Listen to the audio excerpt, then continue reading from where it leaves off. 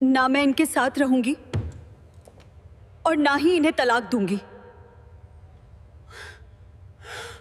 मेरी बहू को ज्यादा आजादी दे दी थी जज साहब, इसीलिए सिर चढ़ गई है। आज तक चुप थी क्योंकि बहू थी, आज बोल रही हूँ क्योंकि इंसान हूँ। जज साहब, ये ज्यादा सोचती हैं। घर की औरत हैं, कोर्ट की बातें इनके बस की नहीं। औरत हूँ इसलिए चुप नहीं हूँ। अगर घर में नहीं सुनी गई। जज साहब, इनसे घर क्या संभलता? इनसे तो एक रिश्ता भी नहीं संभला। इन्हें सिर्फ शिकायत करना आता है, निभाना नहीं। मेरी बहू को ज्यादा आजादी दे दी थी जज साहब, इसीलिए सिर चढ़ गई है। आज तक चुप थी क्योंकि बहू थी, आज बोल रही हूँ क्योंकि इंसान हूँ। मेरी बेटी ने कोई गुनाह नहीं किया है जज साहब, उसे उस घर में सिर्फ जिल्लत मिली है। इस घर में तुम्हारी कोई औकात नहीं है, जो कहा जाए वही करो, वरना दरवाजा खुला है। इतनी बेइज्जती के बाद भी तुम चुप कैसे खड़े हो सकते हो अभिषेक? ये घर कोई होटल नहीं है, शादी की है तो काम करना पड़ेगा। रानी बनकर बैठने का सपना छोड़ दो। याद रखो, मैं कमजोर नहीं थी इसलिए सह रही थी। अब नहीं सहूंगी, अब जवाब दूंगी। सर, मैं 12 महीने से अकेला हूं। अगर ये मेरे साथ नहीं रहना चाहती तो मुझे आजाद तो कर दीजिए। जज साहब, रिश्ता मैं नहीं संभाल पाई क्योंकि मैं अकेली थी। पति नाम का साथ होता तो आज अदालत में खड़ी नहीं होती। आज तक मैं चुप रही क्योंकि मुझे सहना आता था। अब सुन लो, चुप रहना मेरी कमजोरी नहीं थी, मेरी ताकत थी। जिस घर में औरत की इज्जत नहीं, वहां रिश्ता निभाना गुनाह है। तुम्हारे मायके में क्या सिखाया है? न ढंग से खाना बनाना, न घर संभलना। माँ, यहाँ मेरी कोई इज्जत नहीं है, मैं टूट चुकी हूँ। मैं इस आदमी को तलाक नहीं दूंगी और ना ही इसके साथ रहूंगी। कोर्ट में गूंज रहे इन अल्फाज को सुनकर हर कोई हैरान था। यह कैसा मुकदमा है? एक पत्नी पति के साथ भी नहीं रहना चाहती और उसे तलाक भी देना नहीं चाहती। क्या है पूरी बात? चलिए जानते हैं। इस वीडियो में तो वीडियो को अंत तक देखें, साथ ही इसे लाइक कर दें। दिल्ली फैमिली कोर्ट, कमरा नंबर 7। घड़ी में 11 बज रहे थे, पर कमरे में अजीब सी बेचैनी थी। कटघरे में खड़ा था अभिषेक त्रिपाठी, चेहरा थका हुआ, आंखों के नीचे काले घेरे, जैसे कई महीनों से चैन की नींद नहीं सोया। उसके सामने खड़ी थी उसकी पत्नी संध्या त्रिपाठी। साफ और कीमती साड़ी, सीधी कमर और चेहरे पर अजीब सा आत्मविश्वास देखने में खूबसूरती की मिसाल। दोनों के बीच दूरी सिर्फ 4 कदम की थी, पर लग रहा था जैसे सालों की दूरी हो। जज R.K. सक्सेना ने फाइल खोली। अभिषेक त्रिपाठी बनाम संध्या त्रिपाठी, तलाक याचिका पति की ओर से। उन्होंने अभिषेक से पूछा, आप तलाक क्यों चाहते हैं? अभिषेक ने धीमी आवाज में कहा, सर, मैं इस रिश्ते में रह नहीं पा रहा। मेरी पत्नी पिछले 1 साल से मेरे साथ नहीं रह रही, पर तलाक भी नहीं दे रही। कोर्ट में हलचल हुई। जज ने संध्या की ओर देखा। क्या यह सही है? संध्या ने बिना झिझक कहा, हाँ। तो आप तलाक दे दीजिए। संध्या ने तुरंत जवाब दिया, ना मैं इनके साथ रहूंगी और ना इन्हें तलाक दूंगी। कमरे में सन्नाटा छा गया। जज ने चश्मा उतार दिया। यह अदालत है, भावनात्मक खेल का मैदान नहीं। आप साफ बताइए, चाहती क्या हैं? संध्या ने वही ठंडी आवाज दोहराई, मेरा फैसला यही है। अभिषेक का सब्र टूट गया। सर, मैं 12 महीने से अकेला रह रहा हूं। ये मायके में हैं, ना वापस आती हैं, ना मुझे आगे बढ़ने देती हैं। उसकी आवाज भर्रा गई। अगर साथ नहीं रहना तो मुझे आजाद तो कर दें। जज ने संध्या से पूछा, आप पति के साथ क्यों नहीं रहना चाहती? संध्या कुछ सेकंड चुप रही, फिर बोली, क्योंकि जहां इज्जत नहीं वहां रहना भी नहीं चाहिए। अभिषेक तुरंत बोला, मैंने कौन सी बेइज्जती की है तुम्हारी? संध्या ने उसकी ओर देखे बिना कहा, सब बताऊंगी, यहीं बताऊंगी। जज ने क्रम से सवाल पूछे, मारपीट? नहीं। दहेज? नहीं। चरित्र पर शक? नहीं। जज झुंझलाए, तो फिर समस्या? संध्या की आवाज भारी हो गई। समस्या यह है कि मैं इस घर में पत्नी नहीं, नौकरानी थी। कोर्ट में हल्की सरसराहट। शादी के बाद 3 साल एक बार भी मुझे कहीं घुमाने नहीं ले गए। हर फैसला इनकी मां का, मेरी राय की कोई कीमत नहीं। अभिषेक ने सिर उठाया। सर, मेरी सैलरी लिमिटेड थी, मुझे पैसे नहीं, साथ चाहिए था। संध्या ने काटा। वह रुकी नहीं। मैं बीमार पड़ी, इन्होंने ऑफिस से आने की बजाय अपनी मां को भेज दिया। मुझे पति चाहिए था, सास नहीं। अब अभिषेक की बारी थी। उसने गहरी सांस ली। सर, मैं झूठ नहीं बोलूंगा, मैं परफेक्ट पति नहीं हूं, पर बेपरवाह भी नहीं। मैं घर चला रहा था, ईएमआई, दवाइयां, खर्च सब अकेले। मैंने सोचा प्रमोशन के बाद इसे खुश रखूंगा। वह संध्या की ओर मुड़ा, पर तब तक तुम दूर हो चुकी थी। तभी पीछे से तेज आवाज आई। मेरी बेटी गलत नहीं है। सबने मुड़कर देखा। संध्या की मां रेखा मिश्रा आगे आ चुकी थीं। जज साहब, मेरी बेटी ने इस घर में सिर्फ ताने सुने हैं। सास हर बात पर नीचा दिखाती थी। अभिषेक ने आंखें बंद कर लीं। मामला अब पति पत्नी से आगे बढ़ चुका था। जज सक्सेना कुर्सी पर पीछे टिके, धीरे से बोले, एक बात साफ है, रिश्ता टूटा नहीं है, उलझा हुआ है। उन्होंने दोनों को देखा, पर असली उलझन कहाँ है यह अभी सामने नहीं आई। उन्होंने अगली तारीख दी, पर जाते जाते एक बात कही, कभी कभी शादी दो लोगों के बीच नहीं टूटती, तीसरे की परछाई से टूटती है। अभिषेक ने पहली बार संध्या की ओर देखा। संध्या ने नजर फेर ली। अगली तारीख पर कोर्ट पहले से ज्यादा भरा था। पिछली सुनवाई के बाद केस की चर्चा बाहर तक पहुंच चुकी थी। पत्नी न साथ रहना चाहती, न तलाक देना चाहती। जज R.K. सक्सेना आए, फाइल खोली और सीधे बोले, आज मैं आरोप नहीं, घटनाएं सुनना चाहता हूं, शुरुआत से। उन्होंने संध्या को देखा। आप बताइए, शादी के बाद ऐसा क्या हुआ कि बात यहां तक आ गई? संध्या ने धीरे शुरू किया, पर आवाज में दर्द था। शादी से पहले अभिषेक बहुत अलग थे। घंटों बात, हर छोटी बात पूछते, कहते, तुम्हें रानी बनाकर रखूंगा। वह हल्का मुस्कुराई, फिर चेहरा सख्त हो गया। पर शादी के बाद बस जिम्मेदारियां रह गईं। मैं कहीं नहीं, सिर्फ काम। किस तरह का काम? जज ने पूछा। सुबह से रात तक घर, किचन, सब कुछ, और ऊपर से सास के ताने। अभिषेक ने बीच में कहा, मां ने सिर्फ समझाया था। समझाया? संध्या हंसी। खाना नमकीन हो गया, ताना। देर से उठी, ताना। बच्चा रोया, ताना। कोर्ट शांत था।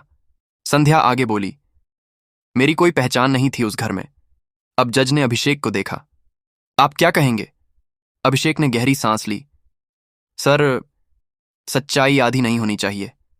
मां ने टोका, पर कारण था। कौन सा कारण? हमारी बेटी बार बार बीमार पड़ रही थी। डॉक्टर ने बाहर का खाना मना किया था, पर संध्या उसे मैगी, पैक्ड फूड दे देती थी।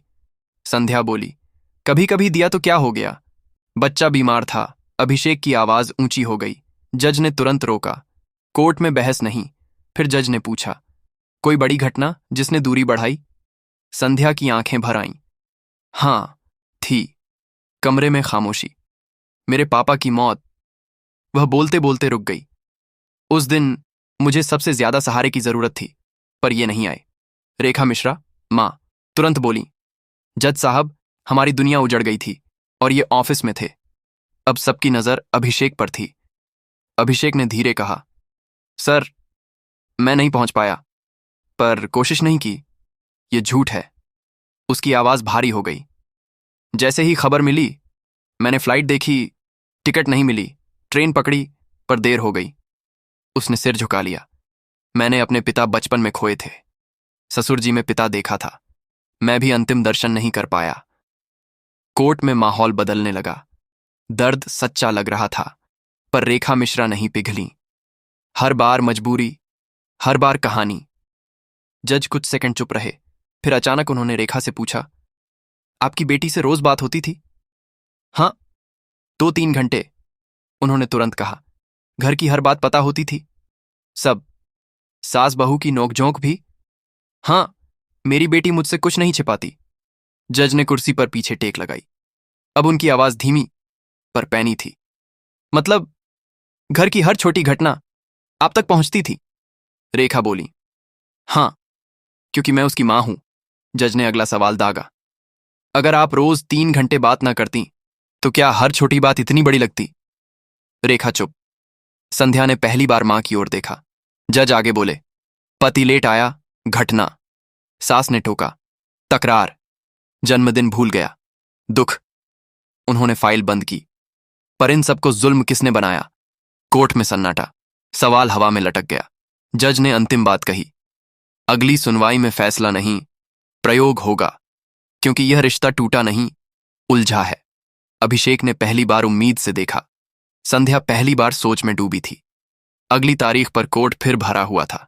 सबको लग रहा था आज तलाक होगा या कोई बड़ा फैसला। जज आर के सक्सेना आए, कुर्सी पर बैठे और सीधे बोले, दोनों पक्ष सुने गए।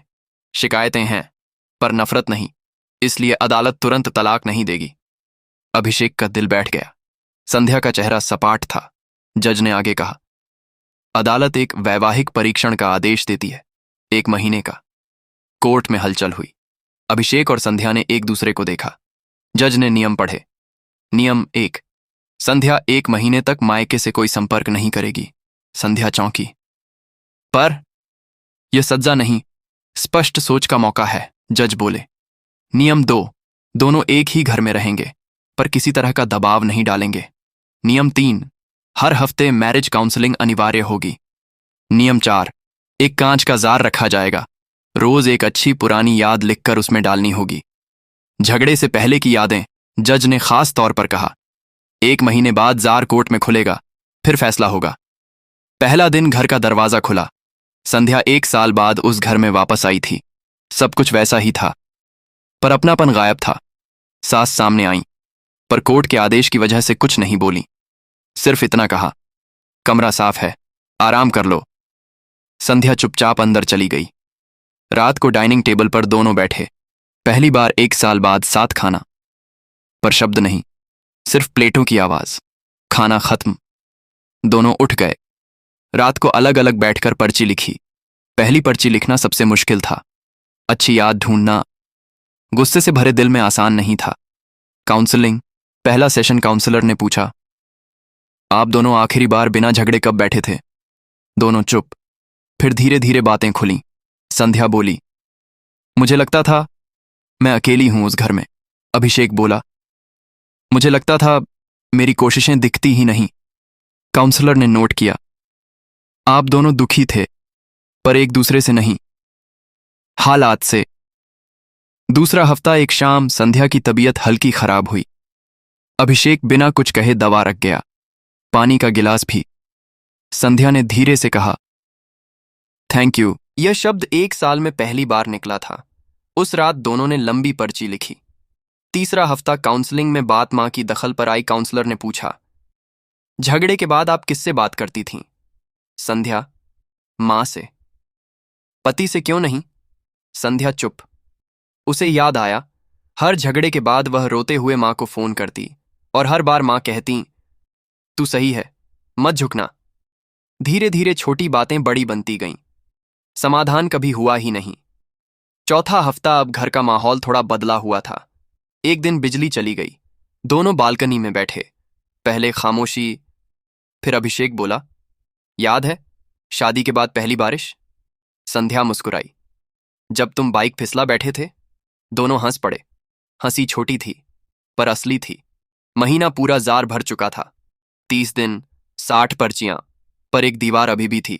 पहले माफी कौन मांगे? कोर्ट का दिन आ गया। दोनों फिर आमने सामने खड़े थे। बीच में यादों से भरा जार। जज ने पूछा, कुछ सोचा? दोनों चुप।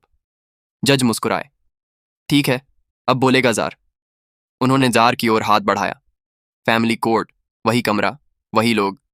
जज आर के सक्सेना ने जार अपनी ओर खींचा। आज फैसला मैं नहीं, आपकी यादें सुनाएंगी। उन्होंने अभिषेक से कहा, एक पर्ची निकालिए जो संध्या ने लिखी हो। अभिषेक ने हाथ डाला। पर्ची निकाली, खोली। पढ़ते ही उसकी उंगलियां कांप गईं।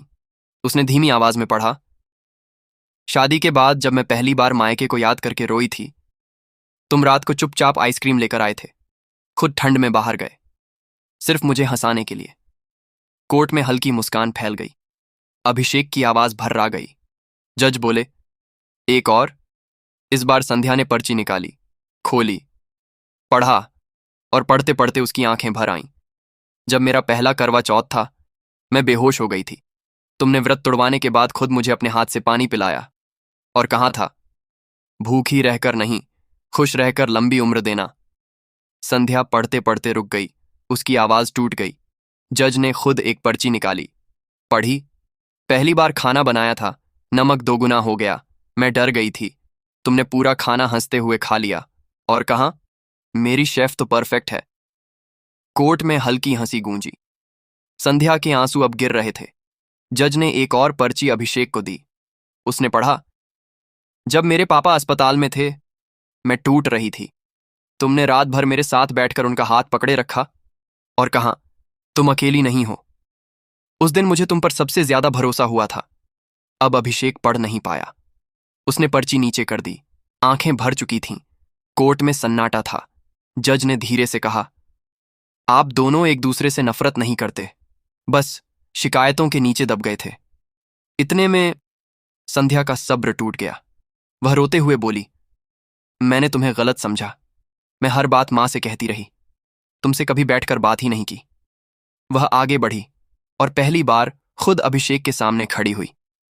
तुम्हारी कमी नहीं थी, मेरी उम्मीदें और मेरी सुनने वाली जगह गलत थीं। अभिषेक ने भी पहली बार खुलकर कहा, गलती मेरी भी थी। मैं समझ नहीं पाया कि तुम्हें सिर्फ पैसा नहीं, मेरा समय चाहिए था। दोनों कुछ सेकंड चुप रहे। फिर अभिषेक ने धीरे से पूछा, अब भी साथ नहीं रहोगी? संध्या रोते हुए मुस्कुराई, अब भी पूछ रहे हो?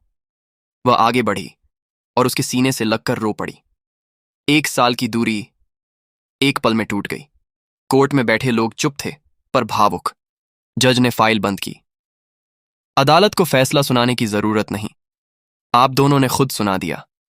उन्होंने आगे कहा, पर एक बात रिकॉर्ड में जाएगी। दोनों ने उनकी ओर देखा।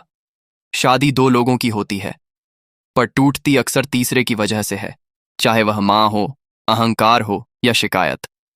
संध्या ने सिर झुका लिया। जज ने अंतिम आदेश दिया, तलाक याचिका खारिज की जाती है। दोनों को वैवाहिक जीवन फिर से शुरू करने का अवसर दिया जाता है। कोर्ट खत्म हुई। दोनों बाहर निकले, कुछ कदम साथ चले। फिर अभिषेक बोला, घर चलें? संध्या ने हल्का सा सिर झुकाया, हाँ, इस बार सच में घर।